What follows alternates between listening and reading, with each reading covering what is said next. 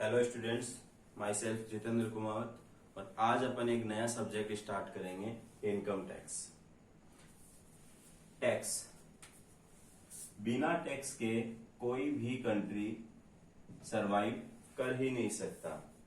आप देखोगे अपने घर के आसपास में पार्क हैं, ब्रिज हैं, रोड हैं, ये सब किसने बनवाई है? गवर्नमेंट ने। गवर्नमेंट ने कहां से बनवाई? कहां से पैसा आया गवर्नमेंट के पास?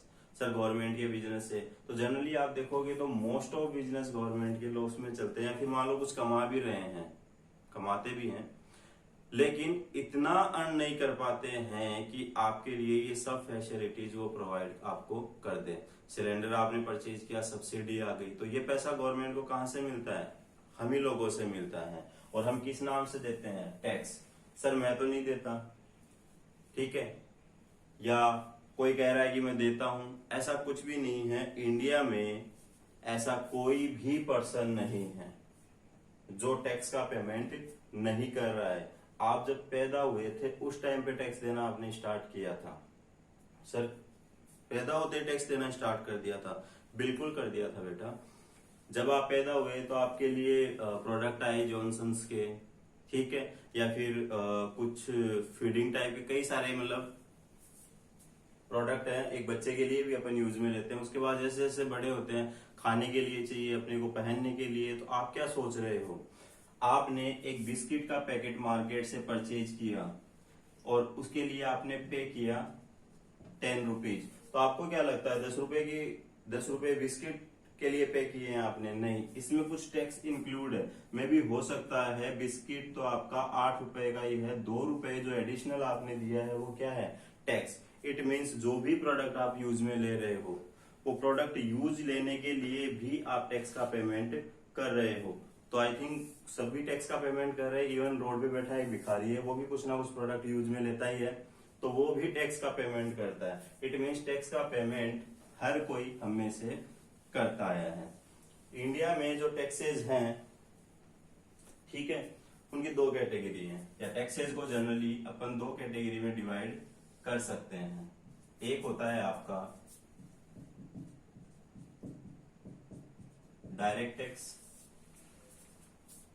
दूसरा होता है आपका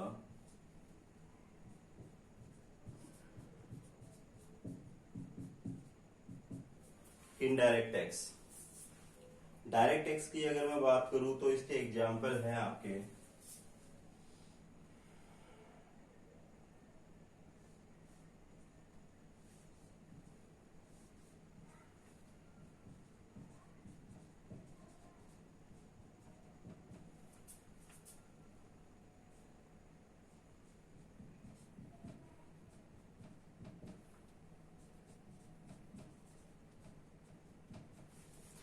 गिफ्ट टैक्स और वेल्थ टैक्स, ये अभी एग्जिस्टेंस में नहीं है, ठीक है, इन दोनों को हटा दिया गया है। इट मीन्स अभी जो एग्जिस्टेंस में है वो सिर्फ और सिर्फ एक इनकम टैक्स है। तो डायरेक्ट टैक्स की अगर मैं बात करूं तो सिर्फ एक एग्जाम्पल है आपके पास यहाँ पे, और वो है इनकम टैक्स। बात करेंगे अपन अभी इनडायरेक्ट की। अगर मैं बात करूं तो इनडायरेक्ट के केस में दो टैक्स राइट नाउ एग्जिस्टेंस में है। एक है आपका जीएसटी, पिछले दिनों खूब नाम सुना है आपने, ठीक है, गुड्स एंड सर्विस टैक्स। और जो दूसरा आपके लिए टैक्स है वो है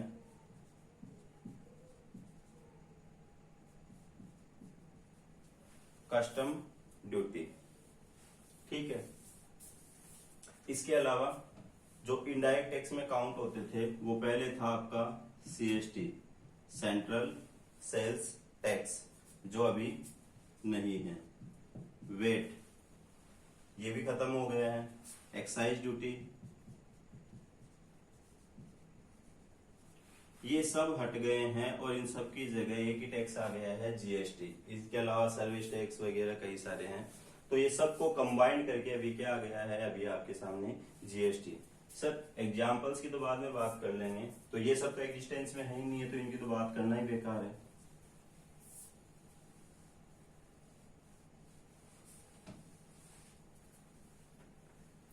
तो अभी जो एग्जिस्टेंस में है वो क्या है? डायरेक्ट टैक्स में है इनकम टैक्स, जो अपना सब्जेक्ट है। इनडायरेक्ट टैक्स की बात करूं तो जीएसटी और कस्टम ड्यूटी है। सर क्या होता है डायरेक्ट टैक्स और इनडायरेक्ट टैक्स? एक बंदा है मोहन,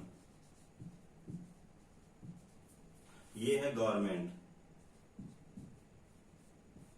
गवर्नमेंट ने कहा मोहन तू सिटीजन है इस कंट्री का, तेरी कुछ रिस्पॉन्सिबिलिटीज बनती है इस कंट्रीज के लिए, तुझे टैक्स देना चाहिए। मोहन ने कहा बिल्कुल मैं रेडी हूं। तो गवर्नमेंट ने कहा देख मोहन तेरी जितनी कैपेसिटी है उस हिसाब से हम तेरे से टैक्स लेंगे। कैपेसिटी इन द सेंस तेरी जो भी इनकम होगी उस इनकम में से तुझे टैक्स देना है। तो इनकम किसकी है? बेसिकली मोहन की। उसी इनकम का कुछ पार्ट कहां पे चला जाएगा? गवर्नमेंट के पास। इट मीन्स ये वाला जो टैक्स है, ये इस टैक्स को अपन क्या बोलेंगे? Direct tax. किससे कलेक्ट किया है गवर्नमेंट ने? मोहन से। बर्डन किस पे आया है? मोहन पे। मोहन के जेब से निकल के गवर्नमेंट के पास डायरेक्टली चला गया, मोहन ने ही दे दिया।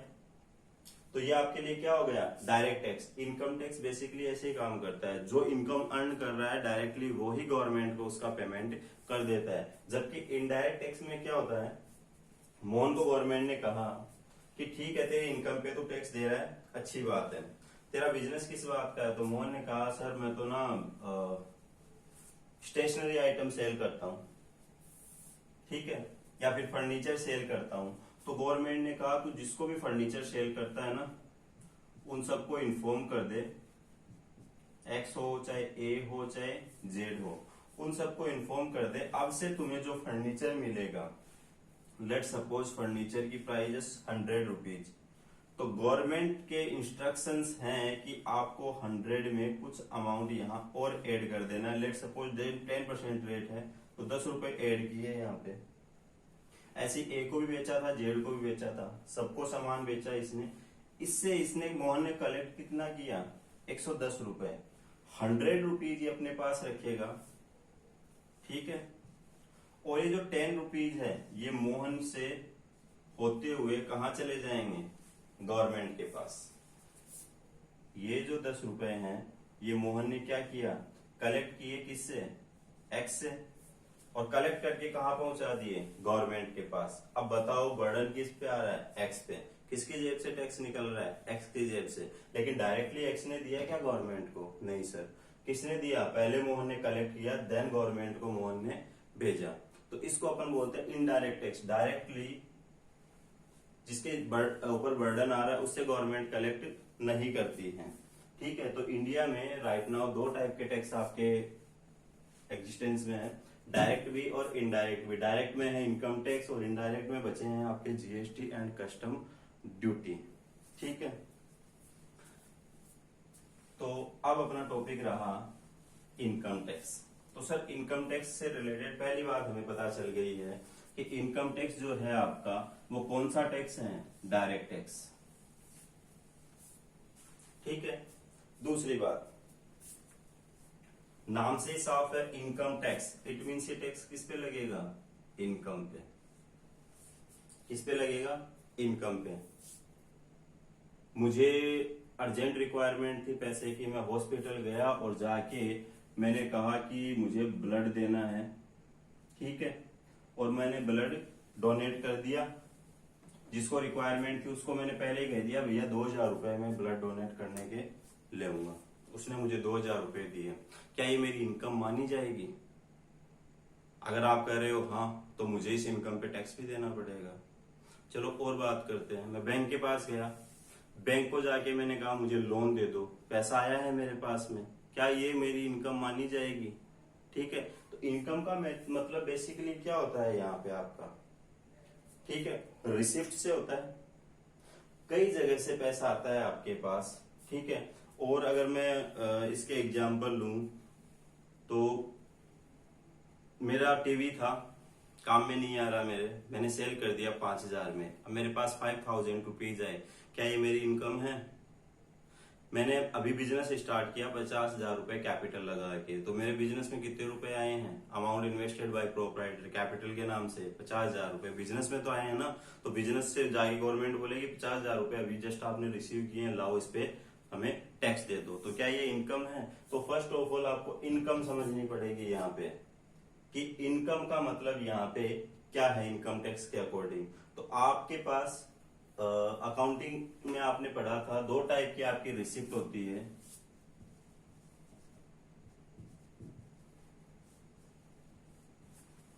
कैपिटल रिसिप्ट और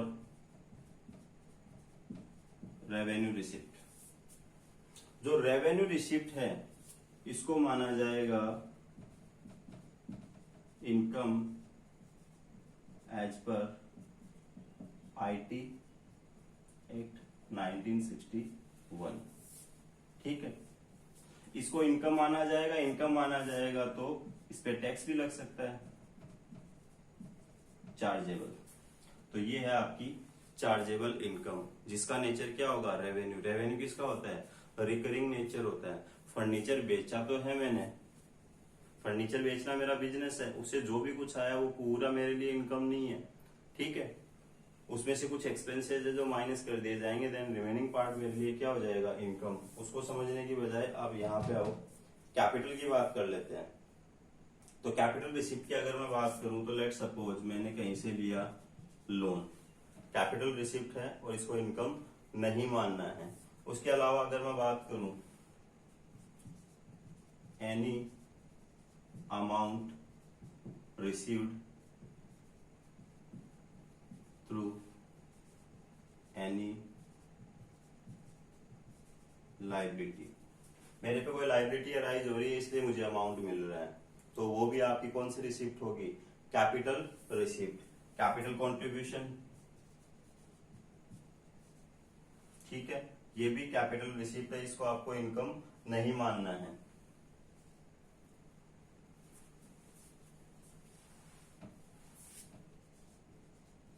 any assets with personal effect, कोई पर्सनल एसेट्स अगर आप सेल करके कैश आपको मिल रहा है तो वो भी आपके लिए कौन सी रिसिप्ट है, कैपिटल रिसिप्ट है। ठीक है, तो पहली बात जो है आपके दिमाग में सेट रहनी चाहिए कि जो इनकम है उसमें सिर्फ और सिर्फ रेवेन्यू रिसिप्ट जो है, ठीक है, उसी को ही हमें कंसिडर करना है। कैपिटल रिसिप्ट जो है उसे हमें कंसिडर नहीं करना है। तो कैपिटल रिसिप्ट पे कभी भी इनकम टैक्स नहीं लगेगा। इनकम टैक्स कौन सी रिसिप्ट पे लगेगा, जो है आपकी रेवेन्यू रिसिप्ट्स। ठीक है, और अगर मैं बात करूं आगे,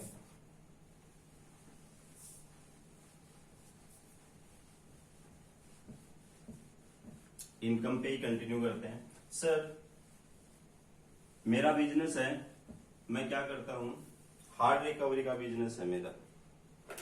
किसी के अगर पैसे वैसे कहीं पे डूबे हुए हो ना, ठीक है, तो मैं क्या करता हूँ, सामने वाले के पास जाता हूँ, डरा धमका के पैसे निकलवा के ले आता हूँ, बदले में मेरा कमीशन ले लेता हूँ।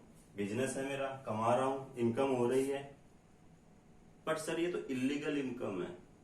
कौन सी इनकम है ये, इलीगल। तो आपकी इनकम चाहे लीगल हो चाहे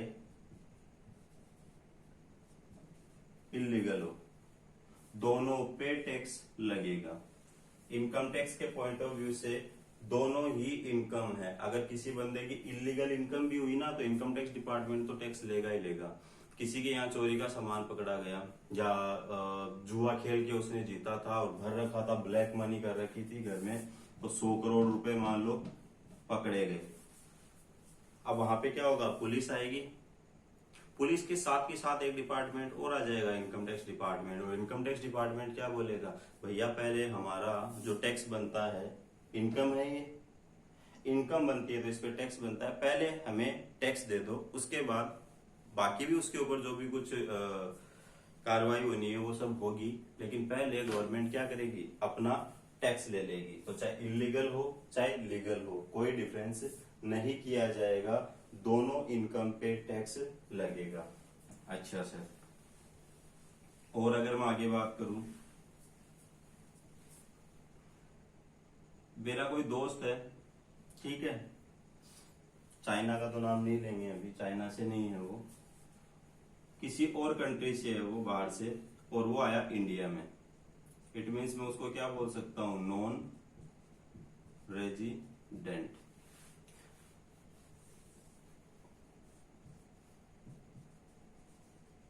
इंडिया में आया, इंडिया में आके उसने कोई बिजनेस किया या केबीसी में उसका नंबर आ गया, खेलने गया, वहां से कुछ जीता। अब ये इनकम है सर, इनकम तो है, टैक्स भी लगना चाहिए, लेकिन ये बंदा तो इंडिया का है ही नहीं, ये इंडियन गवर्नमेंट को टैक्स क्यों देगा? तो इंडियन गवर्नमेंट ने यहाँ पे कहा कि अगर इंडियन टेरिटरी में, ठीक है, चाहे वो ग्राउंड पे हो, चाहे एयर में हो, चाहे जो समुद्र में भी इनकी लिमिटेशंस वगैरह होती है वहां तक, अगर इंडियन टेरिटरी में किसी बंदे ने कोई भी इनकम अर्न की है, चाहे वो आपका रेजिडेंट हो या नॉन रेजिडेंट, कोई फर्क नहीं पड़ता, उसे टैक्स का पेमेंट करना पड़ेगा। ठीक है,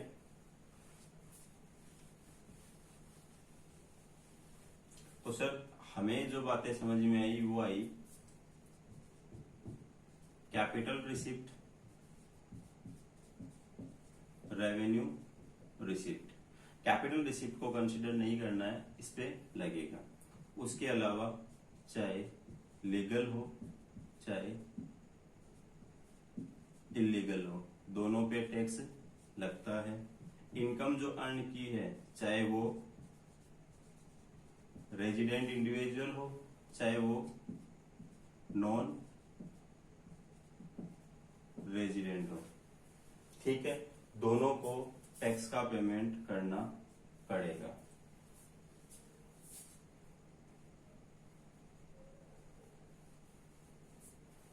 अच्छा सर, इनकम की बात तो हो गई, आपने कहा इनकम होनी चाहिए, रेवेन्यू रिसिप्ट होनी चाहिए, वो रिसिप्ट लीगल हो इलीगल हो कोई फर्क नहीं पड़ता, रेजिडेंट है नॉन रेजिडेंट है कोई फर्क नहीं पड़ता, क्या पूरी की पूरी इनकम पे टैक्स लग जाएगा? यहाँ एक सोचने वाला पॉइंट है। गवर्नमेंट ने कहा कि टैक्स तो लगेगा आपके अगर इनकम है तो, लेकिन पूरी की पूरी इनकम पे टैक्स लगे ऐसा कोई जरूरी नहीं है। इसके लिए गवर्नमेंट क्या करती है, आपको कुछ एग्जम्पशंस देती है, कुछ डिडक्शंस देती है। दो वर्ड मैंने यहाँ पे यूज में लिए हैं, एग्जम्पशंस एंड डिडक्शंस।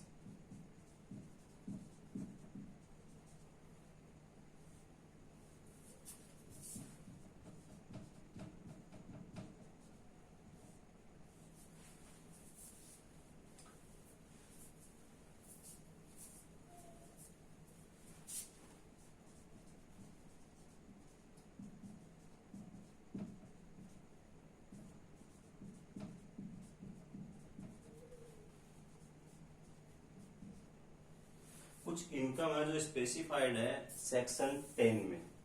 सेक्शन क्या होती है सर? एक्ट जो होता है उसका डिस्ट्रीब्यूशन होता है कुछ पार्ट्स में, उन पार्ट्स को क्या बोला जाता है? सेक्शन। आएंगे अपन अभी एक एक करके सब मीनिंग्स को देखेंगे, इसका क्या मतलब होता है। तो सेक्शन 10 है, इट मीन्स इसी का ही एक पार्ट है सेक्शन 10, जिसमें कुछ इनकम है जो बताई गई है कि इन इनकम के ऊपर गवर्नमेंट को टैक्स कलेक्ट नहीं करना है, कलेक्ट नहीं करना है कुछ इनकम पे, ठीक है। तो इन सबको डाला गया कौन सी कैटेगरी में? एग्जम्पशंस की कैटेगरी। इट मीन्स छोड़ ही देना है उनको, उनको इंक्लूड ही नहीं करना है, दूर से ही बाय बाय कर देना है। जैसे एग्जांपल दूं तो एग्रीकल्चर इनकम, ठीक है, मैं खेती करके कमा रहा हूं तो गवर्नमेंट आई मेरे पास, मैंने कहा भैया दूर ही रहो, पैसा तो कमाया है मैंने, लेकिन इस इनकम पे मैं आपको टैक्स नहीं दूंगा। हाँ, मैं कह रहा हूं ये रेवेन्यू रिसिप्ट है मेरी, लीगल है, ठीक है, रेजिडेंट हूं या नॉन रेजिडेंट, लेकिन मैं आपको टैक्स नहीं दूंगा। क्यों? क्योंकि मैं कौन सी कैटेगरी में आता हूँ? सेक्शन 10 में जो सर्टेन इनकम स्पेसिफाइड की गई है उनकी एक कैटेगरी में आता हूँ, तो मैं आपको टैक्स नहीं दूंगा। पहली बात। दूसरी बात डिडक्शंस की, ठीक है। अब गवर्नमेंट ने कहा कि ठीक है, मान लेते हैं आप टैक्सेबल इनकम की कैटेगरी में आते हो, लेकिन आप उस इनकम को अच्छी जगह काम में ले रहे हो। अच्छी जगह काम में लेने से मतलब है आपने कहीं पे डोनेशन दे दिया, या फिर आप कुछ अमाउंट डिपॉजिट करवा रहे हो LIC में। इट मीन्स गवर्नमेंट के पास इस सेविंग के लिए आप रख रहे हो, इट मीन्स सिक्योर हो ना आप। भाई गवर्नमेंट आपसे टैक्स क्यों कलेक्ट कर रही है? आपके डेवलपमेंट के लिए, ठीक है। अगर आप डायरेक्टली अपनी इनकम का एक पार्ट खुद के डेवलपमेंट के लिए ठीक है, या खुद के जेन्युइन यूज के लिए कहीं पे आप खर्च कर रहे हो, तो गवर्नमेंट आपको मोटिवेट करना चाहेगी या नहीं करना चाहेगी। ठीक है, इसके लिए गवर्नमेंट ने क्या कहा, आपकी इनकम को हम टैक्सेबल इनकम के क्राइटेरिया में ले लेंगे, लेकिन टोटल इनकम की कैलकुलेशन होने के बाद हम आपको कुछ डिडक्शंस दे देंगे। ठीक है, डिडक्शंस पढ़ेंगे अपन, कौन कौन से टाइप की डिडक्शंस गवर्नमेंट देती है। ठीक है, मोस्टली ये डिडक्शंस जो है ये अवेलेबल होती है आपकी सेक्शन 80C टू 80U, लंबी चौड़ी लिस्ट है। ठीक है, अच्छा बड़ा चैप्टर है। तो डिडक्शंस का मतलब क्या, डिडक्शंस और एग्जाम्पशंस में डिफरेंस क्या है। एग्जाम्पशंस का मतलब ये है कि हमें इंक्लूड ही नहीं करना है, और डिडक्शन से मतलब क्या है, हमें इनकम की कैलकुलेशन करनी है, इंक्लूड करना है, इट मीन्स इनकम को, और उसके बाद लास्ट में जाके हमें क्या कर देना है, डिडक्शंस दे देना है। इनकम इंक्लूड करते टाइम पे भी कुछ डिडक्शंस दी जाती है, कुछ डिडक्शंस लास्ट में दी जाती है। वो आप धीरे धीरे जब आगे बढ़ोगे तो चीजें आपकी क्लियर होती जाएगी। इनकम टैक्स, किसी भी एक्ट की बात कर लो आप, एक्ट को जब आप पढ़ना स्टार्ट करोगे तो आपको कुछ फेजेस में पढ़ने पड़ेंगे, कई सारे पॉइंट्स हैं जो अलग अलग लेवल पे आपने देख लिए। लास्ट में जाके क्या होगा, जब कंप्लीट आप उस लॉ की स्टडी कर लोगे तब जाके वो सब पॉइंट इंटरकनेक्टेड हो जाएंगे आपस में, देन पूरा लॉ आपके सामने क्या हो जाएगा, क्लियर होके आ जाएगा। कई सारी चीजें हैं आपके सामने, नाम आएंगे उनके, बाद में उनकी एक्सप्लेनेशन आ जाएगी। कई सारी चीजें ऐसी भी है कि जब आपके सामने नाम आएगा तो आपको पता होगा कि इसकी एक्सप्लेनेशन तो ऑलरेडी पहले आ चुकी थी, तो आपको इसके लिए बहुत ज्यादा पेशेंस भी रखना पड़ेगा। ठीक है,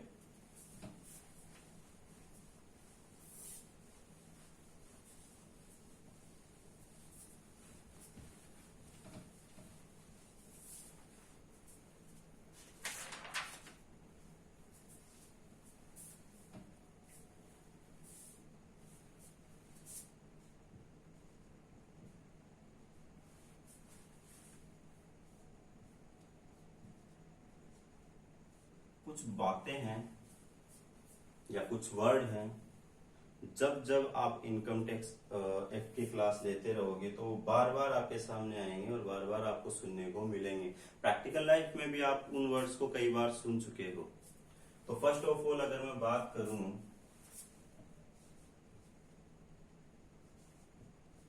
एक्ट, ये कौन सा एक्ट है, 1961।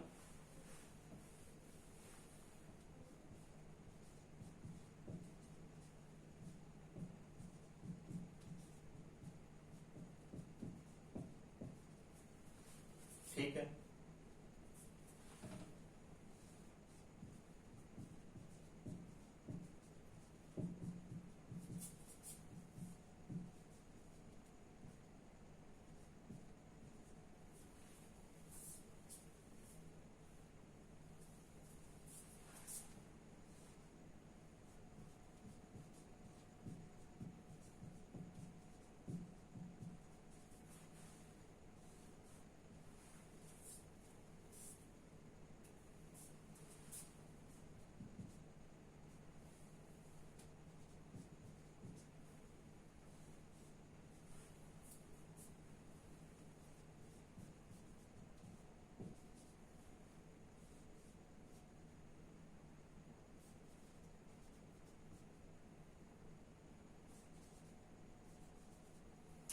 अब ध्यान देना है यहाँ पे, आप यहाँ पे कुछ बातें की जा रही है आपके सामने।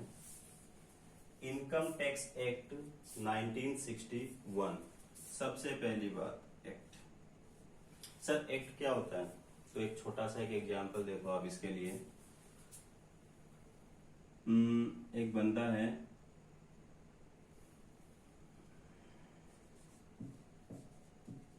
मोहन।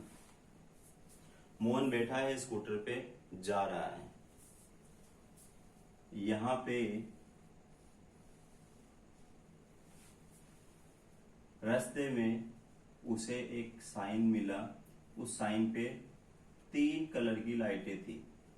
ठीक है, रेड, येलो, ग्रीन, सीक्वेंस देख लेना आप, ऊपर नीचे जो भी होती होगी। ठीक है, रेड, येलो, ग्रीन। मोहन गया, रुक गया वहां पे।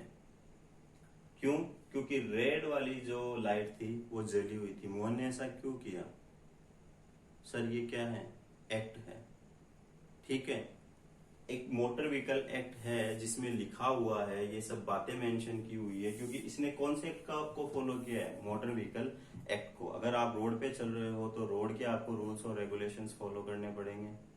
ठीक है, अगर आप इनकम कमा रहे हो तो इनकम टैक्स एक्ट 1961 के रूल आपको फॉलो करने पड़ेंगे। अगर आप सोसाइटी में रह रहे हो तो और भी कई सारे एक्ट है जो आपको फॉलो करने पड़ेंगे। आप किसी से झगड़ा करके किसी को चोट नहीं पहुंचा सकते, फिजिकली मेंटली टॉर्चर नहीं कर सकते आप किसी को। तो डिफरेंट डिफरेंट टाइप के एक्ट बने हुए हैं, इसलिए अपन ऐसा नहीं कर सकते। ठीक है, मोहन को रोका गया। क्यों? क्योंकि मोहन ने रेड लाइट देख के भी अनदेखी कर दी और वो निकल गया। अब एक्ट में क्या बात लिखी हुई है? एक्ट में ये बात लिखी हुई है कि भी रेड लाइट जब हो तो आपको ये वाले रूल्स फॉलो करने हैं, जब येलो लाइट हो तो इसका मतलब ये है, ग्रीन का मतलब ये है। एक्ट रोकने के लिए नहीं बोलता है, इट मीन्स ये है। एक्ट का मतलब होता है व्हाट टू डू, क्या करना है, कैसे करना है, ये बात हमें बताता है rules, how to do. Rules जो फॉलो, रूल्स जो हैं वो क्या करते हैं? एक्ट को फॉलो करवाने का काम करते हैं। ठीक है, मोहन आया, रेड लाइट देखी नहीं, निकल गया, निकल गया मोहन। ठीक है, आगे मिल गए इसको मिस्टर जैन, पुलिस इंस्पेक्टर, रोक लिया मोहन को और मोहन को कहा कि मोहन आपको पेनल्टी देनी पड़ेगी, आपका चालान कटेगा। मोहन ने कहा ऐसा क्यों? तो इन्होंने कहा ऐसा रूल है, अगर कोई एक्ट को फॉलो नहीं करेगा, ठीक है, तो उसके लिए एक रूल बनाया गया है कि उसके लिए इतनी पेनल्टी लेनी है। पता था गवर्नमेंट को कि रूल एक्ट को जो है वो सीधे सीधे पब्लिक फॉलो नहीं करने वाली है, तो इसको फॉलो करवाना पड़ेगा। हाउ टू डू, कैसे इसको फॉलो करवाए? तो उसके लिए गवर्नमेंट ने क्या किया, कुछ रूल्स बना दिए कि ये रूल्स जो हैं, ये रूल्स इस एक्ट को फॉलो अपने आप करवाते रहेंगे। ठीक है, तो इन्हीं रूल्स में जय को गवर्नमेंट ने अथॉरिटी दी थी कि अगर कोई ऐसा करे, ठीक है, इन रूल्स एक्ट को फॉलो नहीं करे, तो ये रूल्स है तेरे पास, ये रूल बुक है, इसमें देख जितने का चालान है, जितने की पेनल्टी उतनी काट दे। मोहन झगड़ा करने लग गया और मोहन ने कहा मुझे तो पता ही नहीं था। मोहन ने कहा मुझे तो पता ही नहीं था। अब इतने सारे एक्ट है, इतने सारे रूल्स और रेगुलेशन है, हर एक बंदे को पता हुआ ऐसा जरूरी है क्या? ठीक है, ये तो ठीक है, इसने रेड लाइट क्रॉस की, किसी का मर्डर कर देता, पुलिस आती और लेके जाती और ये बोलता कि मुझे तो पता ही नहीं था मर्डर करने पे जेल होती है। तो कोई भी जब आप एक्ट पढ़ोगे, ठीक है, तो एक्ट के बिगिनिंग में एक लाइन लिखी हुई होती है, या कई सारे पेजेस पे आपको देखने को मिल जाएगी।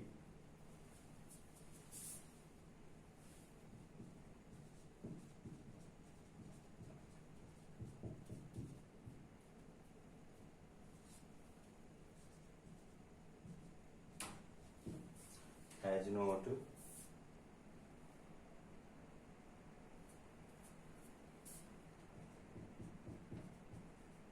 एक्सक्यूज। ठीक है, कानून की अनभिज्ञता क्षम्य नहीं है। अगर आपको किसी रूल का नहीं पता है तो ये माफ करने लायक बात नहीं है, इग्नोर करने वाली बात नहीं है। ठीक है, मोहन को पता हो या नहीं हो, रूल इसके ऊपर एप्लीकेबल होंगे ही होंगे। ठीक है, तो सर दो चीजें तो हमारी क्लियर रही। इन एक्ट क्या होता है,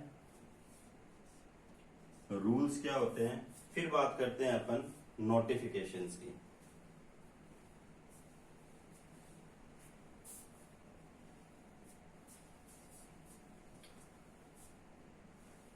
एक्ट और रूल्स फॉलो करवाने के लिए टाइम टू टाइम कुछ नोटिफिकेशंस डिपार्टमेंट की तरफ से आते रहते हैं उनके कम्युनिकेशंस के लिए। ठीक है, उस रूल लॉ को फॉलो करवाने के लिए टाइम टू टाइम। तो आपको इनकम टैक्स के भी कई सारे नोटिफिकेशंस मिलते रहेंगे जिसमें आपको अपडेट्स वगैरह ये सब बातें पता चलती रहती हैं। ठीक है, उसके बाद मैं बात करता हूं सर्कुलर की। Clarification of any doubt. Rules लिखे हुए हैं एक्ट में, लेकिन कई बार क्या होता है ऐसी सिचुएशंस आ जाती है कि जहां पे डाउट की सिचुएशंस आ जाती है। इट मीन्स आप एग्जैक्टली कोई जजमेंट नहीं ले पाते हैं, तो एसएससी क्या बोलेगा कि मेरा टैक्स नहीं बनता, गवर्नमेंट ने कहा कि आपका टैक्स बनता है। अब यहाँ पे बात पहुंच तो गई आगे तक, लेकिन एक्ट में उसके बारे में कुछ खास बात, कुछ मतलब क्लियर नहीं लिखा हुआ। तो इस टाइप का अगर कोई डाउट डिपार्टमेंट के सामने आता है तो डिपार्टमेंट उसके ऊपर एक सर्कुलर रिलीज करता है कि अगर इस टाइप का कोई डाउट आता है तो इसको इस तरीके से हमें सॉल्व करना है। कई बार क्या होता है सर्कुलर आ गया, उसके बाद भी एसएससी नहीं मान रहा है या पिक्चर क्लियर नहीं हो रही है, उसने एक्ट का बिल्कुल एडवांटेज लिया, बिल्कुल उसको नॉलेज था उसको, और नॉलेज लेके उसने कहा कि नहीं मेरे साथ गलत हो रहा है, तो वो कोर्ट में भी जा सकता है। इट मीन्स आप इनकम टैक्स डिपार्टमेंट पे भी केस कर सकते हो, डिपार्टमेंट आपके ऊपर केस कर सकता है। इट मीन्स कोर्ट केस भी हो सकते हैं। ठीक है, डिपार्टमेंट को ऐसे बिल्कुल राइट नहीं है। डिपार्टमेंट को जो राइट दिया है वो किसने दिया है? लॉ ने दिया है। ठीक है, लॉ में कई सारी सेक्शंस हैं। ठीक है, उन सेक्शंस में मेंशन किया गया है कि गवर्नमेंट को ये राइट्स है, गवर्नमेंट को ये राइट्स है। तो उन राइट्स में जो उस कैटेगरी में आते हैं, राइट्स की कैटेगरी में, वो ही सब कुछ गवर्नमेंट कर सकती है। हर कुछ ऐसे नहीं है कि आपके ऊपर कुछ भी गवर्नमेंट ने थोप दिया। आगे मैं बात कर रहा हूँ सेक्शंस की। जो आपका एक्ट है, अब एक्ट में कई सारी बातें हैं। एक बंदा आया आपके पास और उसने कहा कि मेरा ना एक मकान है, मैंने मकान किराए पे दे रखा है, वहां से मुझे रेंट रिसीव होता है, तो क्या मेरे टैक्स लगेगा? आपने कहा बिल्कुल टैक्स लगेगा क्योंकि आपने इनकम कमाई है। तो उसने कहा कहाँ लिखी हुई है ये बात? तो इसी एक्ट के कुछ डिविजन्स हैं। ठीक है, उन डिविजन्स में आपको ये सब बातें मिल जाएगी। टोटल अगर मैं बात करूं तो 295 सेक्शंस हैं। इनकम टैक्स एक्ट में कितनी सेक्शन है? 295। हर सेक्शन में अलग अलग बातें लिखी हुई है। फॉर एग्जाम्पल अगर मैं इसी की बात करूं सेक्शंस की, तो एक सैलरी हेड आता है जिसमें सेक्शन 22 to 27। इन सब सेक्शंस में लिखा हुआ है कि अगर मकान किराए पे देके आप कुछ भी रेंट रिसीव करते हो, ठीक है, तो उसकी कैलकुलेशन आपको कैसे करनी है, उसके ऊपर टैक्स कैसे लगेगा, क्या कुछ लगा हुआ है। तो ये सब बातें कहाँ पे लिखी हुई है? सेक्शंस में। इट मीन्स इसी एक्ट का डिवीजन होगा कुछ पार्ट में, पॉइंट टू पॉइंट बना दिए जाते हैं, हर एक पॉइंट को नाम दे दिया जाता है सेक्शंस का। ठीक है,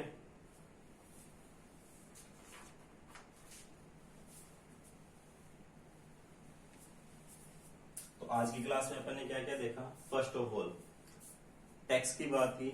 टैक्स दो टाइप के होते हैं, एक होता है आपका डायरेक्ट टैक्स और एक होता है आपका इनडायरेक्ट टैक्स। ठीक है, इनकम टैक्स कौन सा टैक्स है? Direct tax. इनकम टैक्स में कुछ बातें और देखिए आप। अच्छा, इनकम टैक्स कब लगेगा? जब इनकम होगी। ठीक है, तो कौन सी रिसिप्ट को इनकम मानते हैं? सिर्फ रेवेन्यू रिसिप्ट को हम इनकम मानते हैं, कैपिटल रिसिप्ट को हम इनकम नहीं मानते हैं। कुछ कंडीशंस में मानते हैं, जैसे मैंने अपनी जमीन बेच दी, ठीक है, जमीन बेचने से मुझे प्रॉफिट हो गया। जमीन खरीदी मैंने 5 लाख की थी, कॉस्ट उसकी 5 लाख थी और मैंने बेच दिया उसको 8 लाख में, तो यहाँ जो डिफरेंस अमाउंट है इसको इनकम कंसीडर कर लिया जाता है। ठीक है, दूसरा चाहे वो लीगल हो या इलीगल हो, डिपार्टमेंट को उससे कोई फर्क नहीं पड़ता है। चाहे वो रेजिडेंट ने अर्न की हो, चाहे वो नॉन रेजिडेंट ने कमाई हो, उससे भी कोई फर्क नहीं पड़ता। उसके अलावा कुछ छोटी छोटी बातें देखी थी। एक्ट क्या होता है, रूल्स क्या होते हैं, नोटिफिकेशंस क्या होते हैं, सर्कुलर क्या होते हैं, सेक्शंस क्या होते हैं, कोर्ट केस क्या होते हैं। ठीक है, कंटिन्यू रहेंगे अपन इंट्रोडक्शन के साथ। ये था आपका फर्स्ट चैप्टर इनकम टैक्स का। ठीक है, introduction. Thank you so much.